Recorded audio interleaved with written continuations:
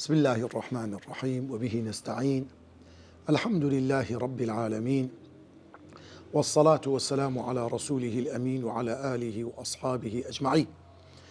بەڕێزان و خۆشەویستان، خۆشحاڵ و شادومانم لە زنجیرەی سی و یەکەمین بە خزمەت ئێوەی بەڕێز و خۆشەویست دەگەینەوە سەبارەت بە پەروەردەی منداڵ، بە تایبەت پەروەردەی منداڵ لە ڕووی جنسەوە.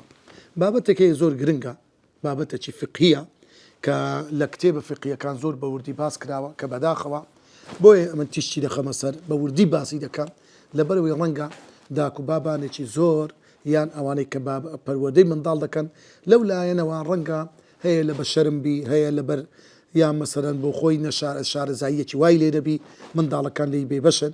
بۆیە ئەو بابەتێکی زۆر گرنگە کە منداڵی لەسەر پەروەردە بکرێتن. ئەوی چییە؟ چۆنیەتی فێرکردنی منداڵ لە ڕووی لە سەبارەت بە بابەتی غوسل لە خۆ دەرکردن. غوسل لە خۆ دەرکردن بابەتێکی زۆر گرنگە. خوای گەورە لە چنین ئاەتی قورئانی پیرۆز باسی کردووە، وەکو خوای گەورە دەفەرمێ وەئیذا کنتم جونوبا فطهروا، ئەی مسلمانان کاتێک کە ئێوە جەنابەتتان دەکەوتە سەر فطهروا، ئێوە خۆتان بشۆن، غوسل لە خۆتان دەرکەن، ئاوێک بە خۆتان دابکەن، سەر تابای جسمتان بگرتەوە.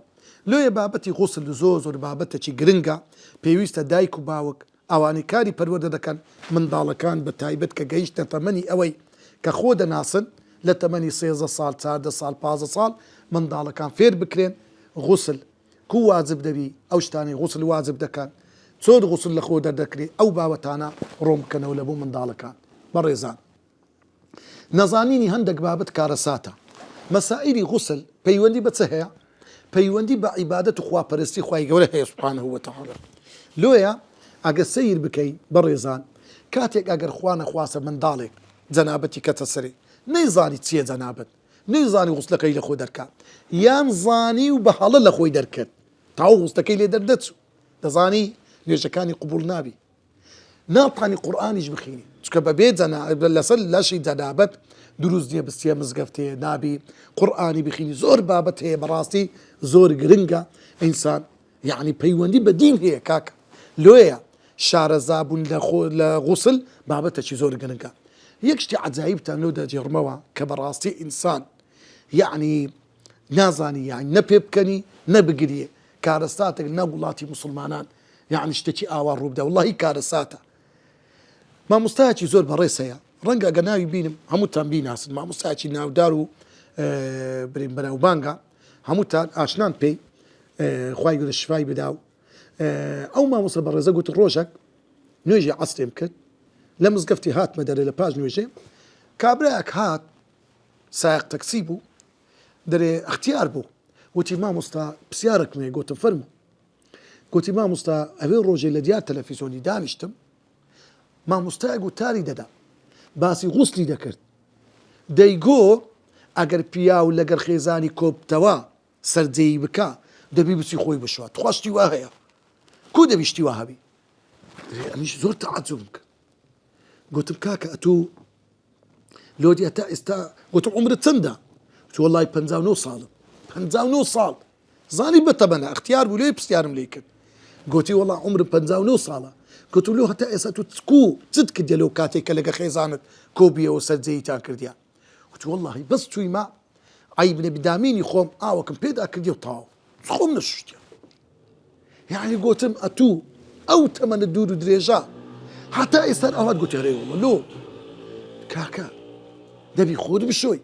یعنی سبحان الله، یعنی خوا ئەوک لە وڵاتێکی مسلمانە کاکە تو خۆ لە کافرستانی دی، یعنی ئەوە کارەسات نیە. تخوا خۆ ڕەنگە ئەو کابرایەش ناحەقی نەبی لە هیچێکی نەیدیتە، نەتوویتە وتارێک جێ مامۆستا یعنی بەڕاستی ئەوە لێ زۆر پێویستە داک و باب کاکە نابی شەرمی بکە کوڕم ئەوە غوسلت دەکەوتە سەر غوسلەکان. ئەو بابەتانەی لۆیە ئەو بابەتی بە گرنگ دەزانم ڕۆنی بکەمەوە. یەک لەوانە بزانین غوسل معنای چییە. کەلیمەی غوسل زانایان دەفەرمون ئاوا پێناسی دەکەن سەیلان الماء. کەلیمەی سەیلان معنای چییە؟ یعنی بەسەردا ڕۆیشتن، واتە ئاوەک بەسەر لاشەی ئینسان لە تەپری سەری ئینسان هەتا بنی پێی ئاوەک بەسەر هەموو قەلبی ئینساندا بڕوا و لاشەی ئینسان بەسەر تاپا تەڕبیتن، ئەو پێی دەوتێ غوسل. فرق چیە لە بینی غوسل و غەسل؟ غسل يعني شوشتن، يعني شوشتن بالصابون وبشامبو ليفك بخد أو غسلة أدي غسل أو بخدها كذا كوات فرق جياوازية لبيني غسل غسل. هذا غسل الميت مرديك شورا دشوري أو ذا غسلي لدر ذكري زانا بلام غسل يعني آوك بخود دابكي سرتاباي لشك بكرتوا أو خالي يكم خالي دوام سبارد بغسل بزانين تشتغ غسل لسا إنسان واجب دكاتا أو اشتاني غسل لسا إنسان واجب دكات. طبعا ششتها غسل لسا إنسان واجب دكات يقلوانا الاحتلام واتخوناسين همو إنسانك كتمني جيشتا همو مروفك كتمني جيشتا لسيزدا تاردا بازدا شازدا عفدا أو لو تمنانا لو ماوي خوي دناسي كردواري خو ما در الشيطاني بيبي دكدي ونيا شيطاني دبي ونيا بلام لأصل دا بصانا أو إنسانا لبيكاتي جسمي كذبيان قربي هدوشان طبعا آوك بيدا وتري آوي شهوت مني طبعا تصارش لماني لداميني إنسان دردي يقلوا أن دول لروي ايوي بريز ميس اگر بقلبي إنسان بكوي بينويجا دبي اگر هاد دزنويش بيدشي اگر بقلبت كدبي بيشوي بلام غسلي سواجب نيا بس خوتي لي خاوي دكيوا او هيك اوتشكا لداميني إنسان دي بيدا وتري ودي اوتش سبي لينزا يقطر ديت اخواري يقطر اوها ديت اخواري سبي لينزا لو كانت إنسان تكانك بدا يعني لباج ميز زود صار ديتن او بيدا وتي حكمي بالضبط وشي ميزيا لازم يوجد بيدا الشيء بقلب كوي بين وجا دبي خوتي لي خاين كيوا اوي سيم هيا لداميني إنسان ديتا دري بيدا وتري مذي اوتشي ميلو زردا لينزا يعني تصوركي دكاتن دي اوها شور دبتوا وكو دي جديتي دبستي ديتن يعني تن قطريتي زورا ديتن عادة او اوا لكاتي يعني شهوتي انسان زور هربستي سيري اشتك بكا فكرتي قول بكا توا لبابتك جنسي او اوي لي بيدا دبي يام برد لجماع كوبونو يجنو بياو او اوا للا شيء انسان ديتا دري حكمي او اوي تيا طبعا دا زويجي دشيني واقبل شك يبين وجا دبي خوتي لي خاين كيوا سنة هذا لم سنة اجر او اوهات انسان دا زويجك بشوا امامي علي دا فرمي كنت رجلا مذاء امن كسك بمزور او اوي مذيم دهات شر ممكن بسم له بيغمبري خوا بسيارتك خزور ما كتي لك الماء داوم لمقدادي كوري اسود كتقوت برو لزياتي من او بسياره لبيغمبر صلى الله عليه وسلم دا فرمي مقداد تقول يا رسول الله اگر بياوك زور اوي مذي بيتوا حكمي تيا بيغمبر فرمي يغسل مذاكيره ويتوضا با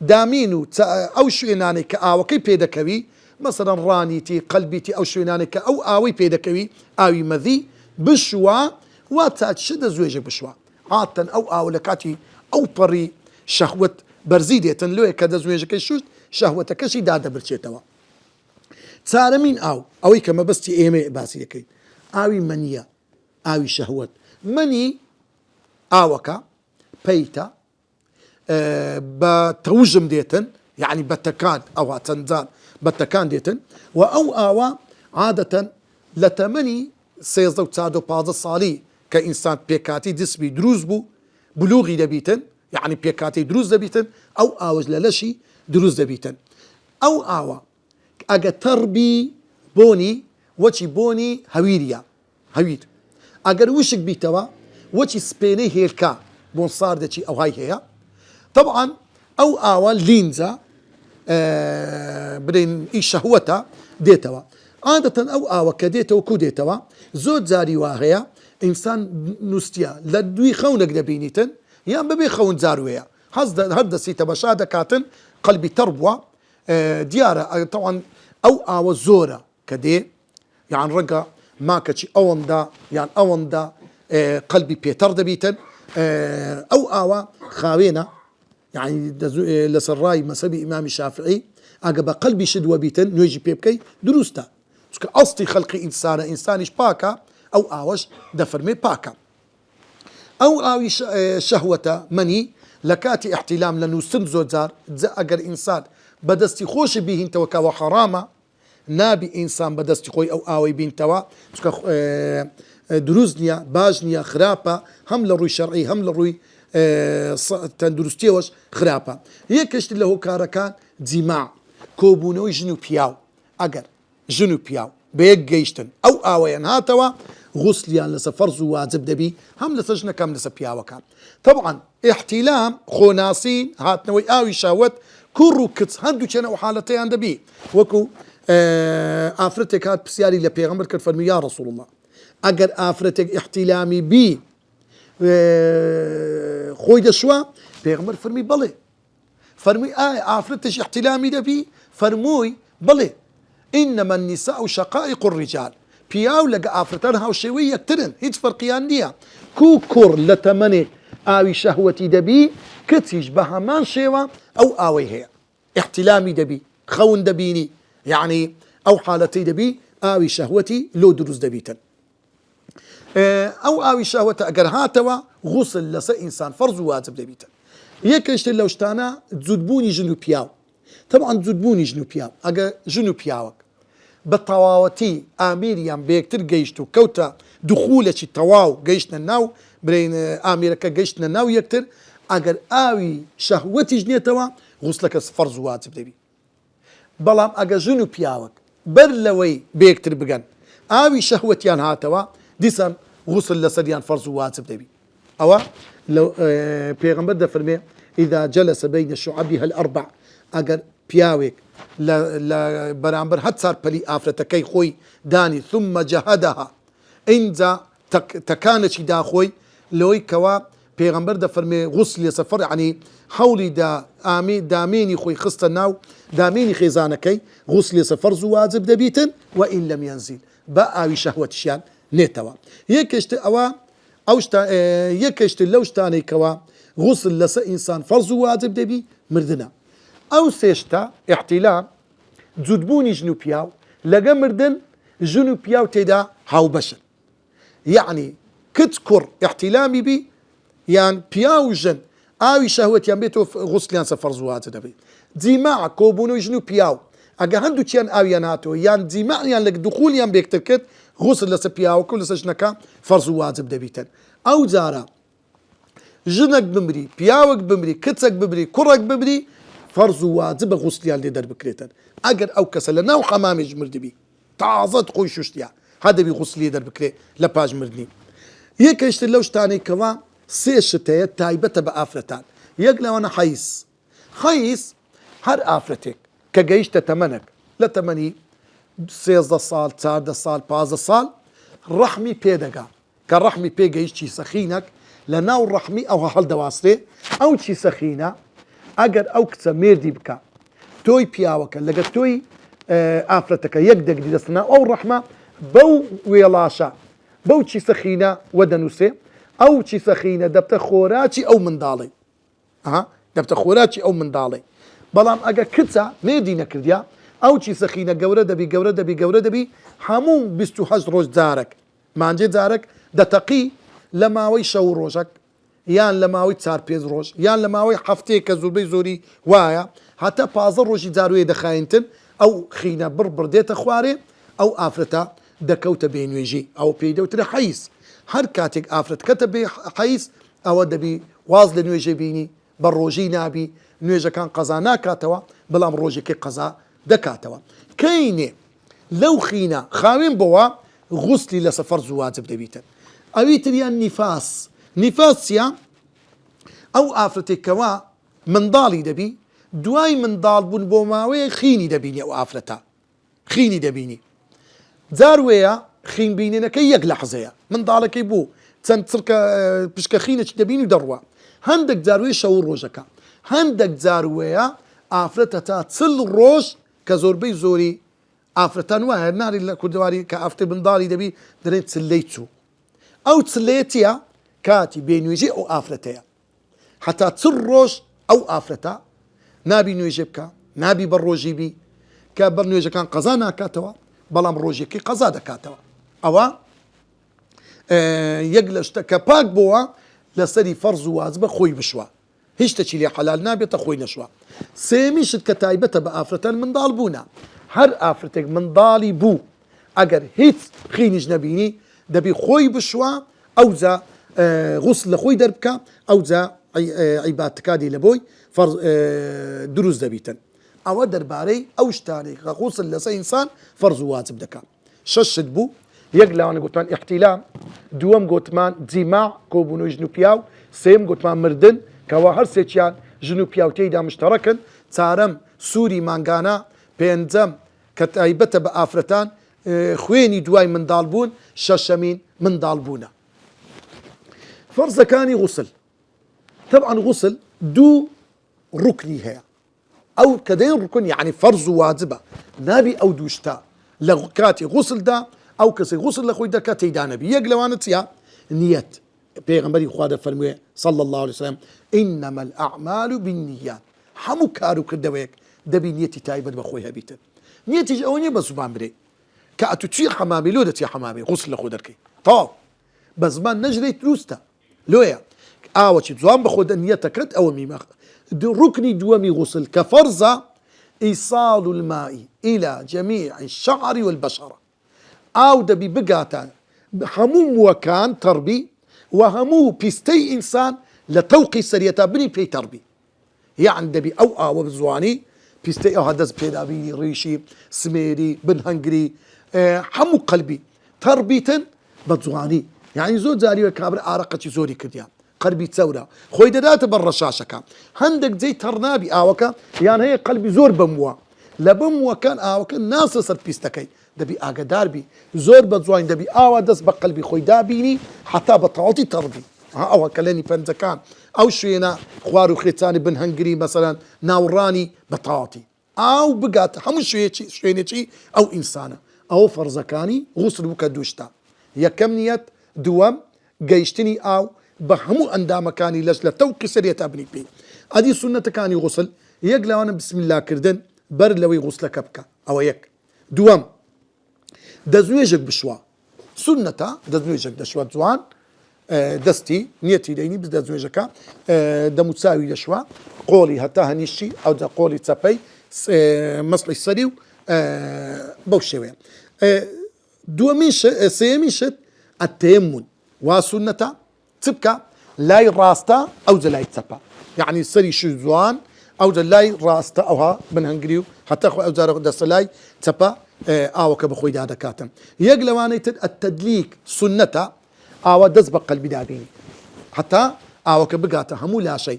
یەکیشتر لەوانە پێنجەمی شت کە سونەتی غوسلە موالات، مەسەلەن سەری شوشت یان لای ڕاستی شوت ئەو لاییشکە بەینەکی پێ بچی ئەو جا لایەکەی دی بشە ئەوە نابی، دەبی یەک لە دوای یەک بیتن. بابەتەکانی غوسل زۆر میمە، ئەو پێشتە سونەتە. یەکەم بسم الله کردن، دووەم دەستنوێژێک بشوی پێشتر، سێمی شت لای ڕاستە ئەو جا لای چەپە، چارەمی شت دەست دهێنان بە هەموو قەلبت حتا خوارێ پێکانت، پێنجەمی شت بینی نەکەوتە نەلای. ئەو بابەتانە زۆر میمە برایانی بەڕێزم بابەتی غوسل لۆیە. ئیمامی عەلی ڕەزا و ڕەحمەتی خوای لەسەر بێ زۆر کەسەیە زۆر کەمتر خەمە لەو مەسائیلی غوسل، یعنی غوسل لەسەرە دەستە دائیرەی ئیهمال دەکا خۆی ناش بە تایبەت گەنجەکان هەندە گەنجەیە واللهی کەسێک یعنی جەنابەتی لەسەر بێ ئیهمالی بکە لە جەنابەت زۆر خەتەرە. لۆیە ئیمامی عەلی دەفەرموێ إن الملائكة لا تدخل بيتا فيه كلب ولا جنب. هیچ ملائکەتێک ناستە هیچ ماڵێک ئەگەر ئەو ماڵە سەجی تێدابی دوو لە ڕووی ئێوەی بەڕێز هەر ماڵک سەجی تێدابی ئەو سەگا لە بۆ حراست نەبی، لە بۆ مەڕداری نەبی، لە بۆ هیچ تەک نەبی لەو گوڕ ڕای بگری و کۆسە بوویتە بۆ دیل خەڵک سەگ لە مارێ ڕادەگری لە ماڵەکان. و دووەمین شت کە دەبێتە هۆی ئەوەی مەلائکەتان نەستە ماڵەکان کەسێکی لەشگران و جەنابەتی لەسەر بیتن، ئەو شتەش بەڕاستی مەلائکەت ناستە ئەو ماڵی کەسێکی لەشگران جەنابەتی لەسەر بی لەو ماڵە مەلائکەت دێتە ماڵک چێ دێتە ماڵت؟ شەیتان. لۆیە زانایان لە ڕووی تەندروستیەوە غوسل لە خۆ دەرنەکردن یان دواخستنی غوسل زەرەرەکان و زیارەر و زیانەکانی چەندە. یەک لەوانە دەبێتە هۆی ئیلتیهابات لۆ ئەو کەسەی کە ئەو ئاوا دێتن بە بۆڕی شوێ برین بۆڕی تایبەتی خۆی هەندێک ئاسڕوار و پاژماوی دەمینێتەوە وانیا ئێقەی ناکە برین سەعاتێک 2 سەعات 5 سەعات 6 سەعات بەڵام هەیە بە چەندین سەعات دەیهێلتەوە ئەوم تەڕە سوباتە دەمینێتەوە دەبتە هۆکارێک لۆی کەوە ئیلتیهابات لەو بۆڕیانە دروست بی زۆر جاری و ڕەنگە ببتە سەبەبی سەرەتانیش بزانە بەڵام کەسێک کە دەستی غوسل لە خۆی دەردەکات ڕەنگە دوو لە ڕووتان دەچی سەر ئاوەچی دەکا میزەکی دەکا ئەو بۆڕی هەموو خاوێن دەکاتەوە خاڵی دووەم غوسل لە خۆ لاشگرانی هۆکانێکە بۆ تەمبەلی بێتاقەتی یعنی بێزاری ئینسان کە ئاوەکەی بخۆدا کرد ئەو کەسە شنگ و تاقەت و ورێ و برین وزەکی چاچی لە بۆ دەگەڕێتەوە خاڵیشتر عادەت وایە لۆ غوسل لەسەر ئینسان فەرز و واجب بووە دێن مەسیحیەکان گاڵتە بە موسڵمانان دەکرد دەیانگۆ چی دەیانگۆگە فەردە خیارێک لێ کەتە ناو چرکاوی ئایا هەموو فەردەکەی دەشۆیان بەس خیارەکە على ئاساس بەس ئینسان یەک ئەندامی لەشی پیس بووە لۆ هەموو لەش بشورێ طبعا علمیان دەڵێ لەو کاتەدا کە ئینسان ئاوی شەهوەتی دێتەوە هەموو ئەندامەکانی لەشی دەکەوتە حەرەکە سبحان الله هەموو ئەندامەکانی لەشی یعنی تەمەشاکە چاو ئەبلەق دەبیتن یعنی کەپوو حەز ببوونەکی زۆر عەجایب دەکات دەست لۆیە ئیفرازات لە هەموو لاشی ئینسان دەردەچێتن یعنی ئارەقە لە قەلبی ئینسان دەردەچی کاتێک کە خۆی دەشوا ئەو ئینسانە ئەو ئیفرازاتانە هیچی نامینێ بۆنی ئارەقە لەسەر ئەو ئینسانە نامینێتن لۆیە بەڕێزان و خۆشەویستان بابەتی غوسل بابەتێکی زۆر گرنگە پەیوەندی بە بابەتی جنسی هەیە پێویستە بەڕاستی دایک و باوکەکان پەروەردی کە